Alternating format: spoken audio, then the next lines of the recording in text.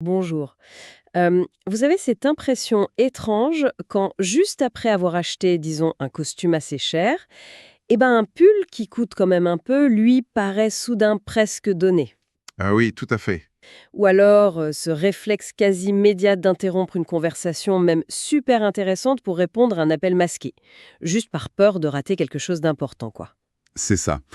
Justement, ces réactions, souvent on n'en a même pas conscience, elles sont au cœur de notre exploration aujourd'hui. D'accord. On va examiner de près, en fait, des idées qui viennent du livre Influence et manipulation. C'est Robert Cialdini qui l'a écrit, une vraie référence sur la psychologie de la persuasion. Oui, je connais. L'objectif, c'est de comprendre un peu ces mécanismes psychologiques qui nous font agir de manière automatique. Ce fameux déclic, vroom, dont parle Cialdini. Déclic, vroom, j'aime bien l'image. Voilà. Et si on saisit ces rouages, on peut mieux naviguer dans le flot d'infos de sollicitations permanentes. Donc, si je résume, l'idée de base, c'est que pour gérer un monde un peu compliqué, on utilise des raccourcis mentaux. C'est pratique, la plupart du temps. Oui, heureusement. Mais ça nous rend aussi vulnérables à l'influence, parfois même à la manipulation. Donc c'est une sorte de plongée dans nos propres automatismes qu'on fait là. Exactement. Et Cialdini commence avec une image assez frappante du monde animal, c'est ça? Tout à fait, oui. Il parle des schémas d'action figés. L'exemple le plus connu, c'est celui de la dinde mère. Son instinct maternel, en fait, il est déclenché par un son très précis, le chip-chip de ses petits. Ah oui. Alors, si on lui présente un putois empaillé, c'est son ennemi naturel, le putois, il attaque direct, sans hésiter. Logique. Mais, et c'est là que ça devient fascinant, si ce même putois empaillé contient un petit magnéto qui fait chip-chip, Non, la dinde, non seulement elle arrête d'attaquer, mais elle prend le putois sous son aile, comme si c'était son petit. c'est fou. Elle ignore tout le reste, l'odeur, l'apparence, juste pour le son. Juste pour le son. Le déclencheur sonore prime sur tout le reste. Et le parallèle que fait Cialdini, c'est que nous, les humains, on a aussi nos propres enregistrements préprogrammés, des déclencheurs qui nous font réagir automatiquement. D'accord, des sortes de boutons sur lesquels on peut appuyer. C'est un peu ça. Et c'est pas juste des petites curiosités, hein. On dépend énormément de ces raccourcis dans nos vies, qui sont de plus en plus complexes. Cialdini, il appelle ça les armes d'influence. Arme d'influence carrément. Oui, mais l'idée, c'est pas de forcer les gens par la contrainte. C'est plutôt une forme de jujitsu psychologique, si vous voulez. On utilise les forces psychologiques qui existent déjà naturellement en nous pour obtenir un accord, un comportement. D'accord, c'est subtil. Alors allons-y. Un des principes de base qu'il décrit, c'est le principe de contraste. Comment ça marche concrètement? Il y a une histoire de seau d'eau, je crois. Oui, une expérience toute simple mais très parlante. Vous prenez 3 seaux. Un avec de l'eau froide, un avec de l'eau chaude, et un au milieu avec de l'eau tiède. Ok. Vous mettez une main dans le froid, l'autre dans le chaud pendant, disons, 1 minute. Puis, vous plongez les 2 mains en même temps dans l'eau tiède. Et là? La main qui sortait du froid va sentir l'eau tiède comme chaude, et celle qui sortait du chaud va la sentir froide. Notre perception de la température de l'eau tiède dépend totalement de ce qu'on a senti juste avant. Ah oui, d'accord, le jugement est relatif, pas absolu. Et ça, comment on l'utilise par exemple dans le commerce? Alors, l'application la plus classique, c'est dans la vente de vêtements. Imaginez, un client cherche un costume, et peut-être aussi un pull. Le vendeur malin, il présente quoi en premier? Le plus cher? Le costume? Exactement. Toujours l'article le plus cher d'abord. Une fois que le client a, disons, mentalement accepté le prix du costume, mettons 500 euros, un pull à 100 euros, tout à coup, ça paraît beaucoup plus raisonnable. Oui, en comparaison. Voilà. Alors que si on avait présenté le pull tout seul d'abord, 100 euros, ça aurait peut-être semblé cher. C'est redoutable pour vendre les accessoires après. La chemise, la cravate, la ceinture. Malin. Et ça passe presque inaperçu, on a l'impression que c'est nous qui faisons une bonne affaire relative. Les agents immobiliers font ça aussi, non? Avec les visites? Tout à fait. C'est ce qu'on appelle parfois les biens repoussoirs ou set-up properties. Ils vous font visiter d'abord un ou deux appartements ou maisons qui sont soit en mauvais état, soit clairement trop chers. Oui. Et ensuite, ils vous montrent celui qu'ils veulent vraiment vendre. Et là, par contraste, il paraît génial, beaucoup plus attractif. Ça joue sur notre perception sans qu'on s'en rende compte. C'est puissant. Cialdini raconte même une anecdote amusante, une lettre d'étudiante à ses parents. Elle commence par décrire une cascade de catastrophes imaginaires. Incendie dans sa chambre, fracture du crâne. Oh là là. Avant de révéler la vraie mauvaise nouvelle, elle a eu des notes médiocres ce semestre. Et bien sûr, après tout le reste, ça paraît totalement dérisoire. Incroyable. Bien joué de sa part. Alors, passons à un autre pilier, la règle de réciprocité. Ce besoin quasi universel de rendre ce qu'on nous a donné. Cialdini il montre que c'est très très fort, n'est-ce pas? Ah oui, c'est fondamental. Il cite une étude de Dennis Regan. C'est assez connu. Dans cette étude, il y a un complice, appelons-le Joe. Pendant une pause, l'air de rien, il offre un Coca-Cola à un autre participant. Sympa. Oui, oui, plus tard, ce même Joe demande au participant s'il veut lui acheter des billets de tombola. Et là, on voit le déclic, vroom. Le petit cadeau active un sentiment d'obligation. Et j'imagine que ceux qui ont reçu le coca, ils achètent plus de billets. Beaucoup plus. Mais le plus dingue, c'est que ça marche même si le participant, au fond, n'aime pas spécialement Joe. Ah bon? Oui, le besoin de rendre l'appareil est tellement ancré qu'il peut l'emporter sur la sympathie, sur l'appréciation personnelle. On se sent redevable, en point c'est tout. C'est fort. Et ça mène à ce concept de dette non sollicitée, c'est ça? On reçoit un truc qu'on n'a pas demandé, mais hop, la machine de l'obligation s'enclenche. Exactement. Comme ces étiquettes d'adresse personnalisées qu'on reçoit parfois par la poste avec les appels aux dons. Précisément, c'est un petit cadeau, on n'a rien demandé, mais ça peut quasiment doubler le taux de réponse. Pourquoi ? Parce que la règle de réciprocité implique une sorte d'obligation de recevoir. C'est difficile socialement de refuser un petit geste, un petit cadeau. C'est vrai. Et ça donne un avantage énorme à celui qui initie l'échange. Non seulement il crée la dette, mais souvent il choisit aussi la forme du remboursement qu'il va demander. Joe, il offre un coca, puis il demande d'acheter ses billets de tombola. D'accord. Et ça peut même nous pousser à donner plus que ce qu'on a reçu? L'échange n'est pas forcément équitable? Ah oui, tout à fait. Le coca dans l'étude, il valait quoi? 10 centimes à l'époque, mais les gens qui l'avaient reçu dépensaient en moyenne bien plus pour les billets de tombola. L'explication, c'est que se sentir redevable, c'est inconfortable psychologiquement. Beaucoup de gens sont prêts à surpayer un peu pour se libérer de ce poids. C'est intéressant. Et cette règle, elle est aussi au cœur d'une technique de négociation, le rejet-retrait. Oui, la technique rejection then retreat, ou rejet puis retrait. Le principe est simple, on commence par faire une demande très importante, une demande qu'on sait presque sûrement être refusée. D'accord, une grosse demande. Voilà.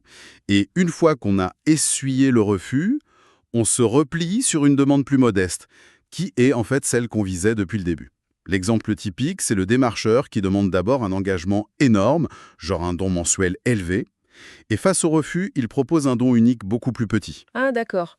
Donc là, il y a deux choses qui jouent en même temps, si je comprends bien. Il y a le contraste. La deuxième demande paraît petite comparée à la première. Exactement. Mais il y a aussi la réciprocité. Comment ça? Eh bien, le fait de réduire sa demande initiale, de passer de la grosse requête à la petite, c'est perçu comme une concession de la part du demandeur. Il a fait un effort, il a baissé ses exigences. Ah oui, du coup, par réciprocité, on se sent un peu obligé de faire une concession nous aussi. Et la concession la plus simple, c'est d'accepter sa deuxième demande. Et en plus, comme vous disiez, par contraste, cette deuxième demande semble beaucoup plus raisonnable. Donc on vous fait une fleur, en baissant la demande, ce qui vous incite à dire oui, et en plus ça a l'air moins cher ou moins engageant. C'est doublement efficace. C'est redoutable comme combinaison. Et Cialdini montre que ça peut avoir des conséquences assez sérieuses, bien au-delà de l'achat d'un produit. Oui, absolument. Il prend l'exemple du Watergate. Le plan initial de G. Gordon Liddy pour espionner le Parti démocrate était complètement démesuré. $1 million, des micros, des bateaux, des enlèvements. Carrément. Évidemment, ça a été rejeté. Puis il a proposé un deuxième plan, un peu moins fou, à $500 000, refusé aussi. Et finalement, il est revenu avec un troisième plan à $250 000, beaucoup plus modeste en comparaison. Et celui-là, il a été accepté par les décideurs. Alors qu'il restait probablement insensé. Objectivement, oui, c'était toujours un plan très risqué et illégal. Mais Cialdini suggère qu'ils ont peut-être été victimes de cette dynamique de rejet-retrait. Ayant dit non 2 fois, ils se sont sentis obligés de faire une concession sur la troisième demande qui paraissait plus raisonnable par contraste. Fascinant et un peu effrayant de voir comment ça peut jouer à ce niveau-là. Bon, explorons un autre grand principe, notre besoin de cohérence et d'engagement. Pourquoi on tient tant à être et surtout à paraître cohérent avec ce qu'on a dit ou fait avant? L'exemple des parieurs sur les chevaux est assez parlant. Ah oui, c'est très révélateur. Cialdini observe que les gens qui parient aux courses sont beaucoup plus sûrs de la victoire de leur cheval juste après avoir placé leur pari qu'une minute avant. Ah oui, ah ouais. Une fois que l'engagement est pris, même petit, notre désir de cohérence se met en marche pour justifier ce choix. Il faut que nos actions et nos croyances s'alignent. Pourquoi? La cohérence, c'est valorisé socialement. Ça donne une image de stabilité, d'intégrité, de rationalité. Et c'est pratique aussi, non? Ça évite de tout remettre en question tout le temps. Exactement. C'est un raccourci mental. Une fois la décision prise, on s'y tient, ça simplifie la vie. Mais le danger, c'est quand ça devient une cohérence automatique, aveugle. Encore un déclic vroom. Et ce besoin de cohérence, il peut nous pousser à faire des trucs un peu contre-intuitifs. Je pense à l'exemple de la conférence sur la méditation transcendantale. Oui, c'est un cas d'école, ça. Imaginez, une conférence de présentation de la MLT. Dans la salle, il y a un logicien qui, posément, démonte toute l'argumentation des présentateurs, point par point. Aïe. Logiquement, on se dit, les gens vont douter, ils vont partir. Eh bien, pas du tout. Au contraire, Cialdini observe qu'une partie de l'assistance se rue vers la table d'inscription pour payer la compte. Mais pourquoi? Parce que la réfutation logique les a mis face à leurs propres doutes naissants. Ça crée un inconfort, une dissonance cognitive. Et pour échapper à cet inconfort, qu'est-ce qu'ils font? Ils renforcent leur engagement initial en passant à l'acte. Ils payent. C'est une fuite en avant dans la cohérence pour chasser le doute. C'est puissant comme mécanisme. Et les entreprises, elles peuvent jouer là-dessus? L'histoire des fabricants de jouets avant Noël, c'est assez grinçant. Ah oui, c'est très cynique, mais psychologiquement brillant. Avant Noël, ils matraquent de pubs pour un jouet star, très désirable. Les enfants le veulent absolument, les parents finissent par promettre de l'acheter. Classique. Sauf que, hop, les fabricants organisent une sorte de pénurie artificielle juste avant Noël. Impossible de trouver le jouet en magasin. Les parents, frustrés, achètent d'autres cadeaux pour compenser. Et après Noël? Après les fêtes, comme par magie, la publicité pour le jouet star reprend de plus belle. Les enfants rappellent aux parents « mais tu m'avais promis » et les parents, pour être cohérents avec leurs promesses et avoir la paix, finissent par acheter le fameux jouet. Résultat, 2 vagues d'achats pour le prix d'une campagne. Ça joue sur l'engagement des parents. Et Cialdini dit que les engagements les plus forts sont ceux qui sont actifs, publics et qui demandent un effort. C'est ça? Absolument. Un engagement qui n'est pas juste une pensée, mais un acte concret, signer quelque chose, par exemple, qui est fait devant les autres et qui nous coûte un peu, en temps, en effort, en argent, c'est celui qui a le plus de chances de modifier notre perception de nous-mêmes et nos actions futures. Comme l'étude où le fait de signer une simple pétition rendait les gens plus enclins à accepter une demande beaucoup plus grosse après. C'est exactement ça.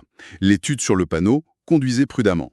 Signer une petite pétition quelques semaines avant changeait la façon dont les gens se voyaient. Je suis quelqu'un qui se soucie de la sécurité routière.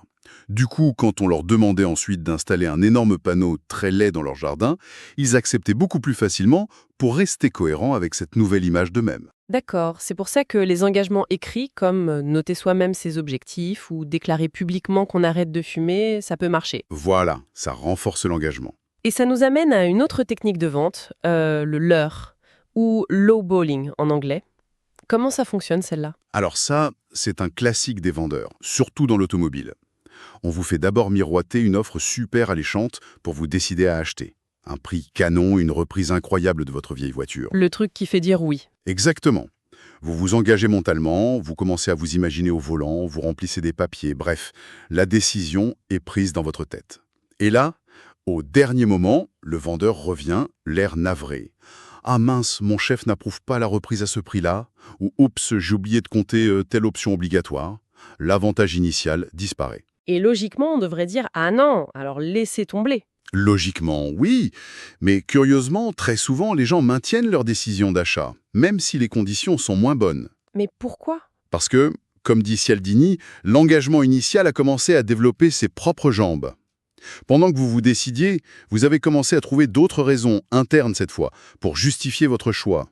Finalement, j'aime bien la couleur. Elle est confortable. C'est quand même ce modèle que je voulais. Ces nouvelles justifications, que vous avez créées vous-même, suffisent à maintenir l'engagement, même quand l'appât initial, le super prix, a disparu. On se retrouve piégé par les raisons qu'on s'est inventées nous-mêmes, en quelque sorte. C'est un peu ça. On vous attire avec une bonne affaire, vous mordez, vous commencez à vous autoconvaincre. Et même quand on retire l'avantage, vous restez ferré par vos propres justifications. C'est assez troublant. Bon, face à toute cette puissance, contraste, réciprocité, cohérence, qui agit souvent sans qu'on s'en rende compte, comment on peut faire? Comment on développe une meilleure défense? Sans pour autant devenir parano ou analyser chaque micro-interaction. C'est tout l'enjeu, oui. Cialdini ne dit pas de rejeter tous ces principes. Ils sont utiles. Mais il suggère d'être attentif à nos propres signaux internes, nos réactions physiques, émotionnelles. Il parle notamment des signaux de l'estomac. L'estomac, oui, cette sensation un peu désagréable, ce nœud à l'estomac qu'on peut sentir quand on se sent coincé, quand on sent qu'on est poussé par la cohérence à dire oui à un truc dont on ne veut pas vraiment au fond. Si on ressent ça, c'est le signal d'alarme. Il faut faire une pause et se demander, est-ce que je fais ça parce que ça découle logiquement de ce que j'ai dit avant ou parce que je le veux vraiment là maintenant? Il faut oser reconnaître qu'une cohérence peut être stupide et s'en libérer. D'accord, écouter son ventre en gros. Et il y a un autre signal, plus intérieur. Oui, ce qu'ils appellent le signal du fond du cœur. C'est le premier flash de sentiment, la toute première impression qui vient avant que notre cerveau commence à rationaliser, à justifier un engagement qu'on a pris. C'est très utile quand on doute d'un engagement passé. La question clé à se poser, c'est sachant ce que je sais maintenant, si je pouvais revenir en arrière, est-ce que je referais le même choix? Ah, intéressant. Si la réponse qui vient spontanément, instinctivement, c'est non, eh ben c'est probablement que la cohérence nous maintient dans une voie qui ne nous convient plus. Donc l'idée générale, c'est d'apprendre à repérer ces moments où le déclic, vroom automatique, risque de s'enclencher, pour pouvoir consciemment appuyer sur pause et regarder la situation avec un peu plus de distance. Essayer de séparer le bon grain de livret, la valeur réelle de la technique d'influence. C'est exactement ça. La clé, c'est vraiment de séparer l'offre de la technique, la personne du message. Est-ce que j'achète cette voiture parce qu'elle me convient vraiment ou parce que le vendeur était sympa et a bien mané le contraste et le leurre? Est-ce que je rends ce service parce que j'en ai envie ou juste parce que je me sens obligé après une faveur calculée? Est-ce que cet objet me plaît vraiment ou c'est juste son apparente rareté, peut-être créée de toutes pièces, qui le rend désirable? Il faut revenir aux mérites intrinsèques de la proposition, indépendamment des artifices de persuasion. D'accord. Donc, si on essaye de récapituler, cette exploration des travaux de Cialdini, ça met vraiment en lumière à quel point on dépend de raccourcis mentaux. Efficaces, oui, mais aussi exploitables par des principes comme le contraste, qui joue sur notre perception, la réciprocité, qui crée des dettes, et la cohérence, qui nous enchaîne à nos engagements. En prendre conscience, c'est déjà une première étape cruciale. Tout à fait, et c'est important de redire que ces principes en eux-mêmes ne sont pas mauvais. La réciprocité, la cohérence, la preuve sociale qu'on n'a pas eu le temps d'aborder mais qui est un autre levier majeur, où l'on fait comme les autres, mais ce sont des ciments de la vie sociale. Ils permettent la confiance, la coopération.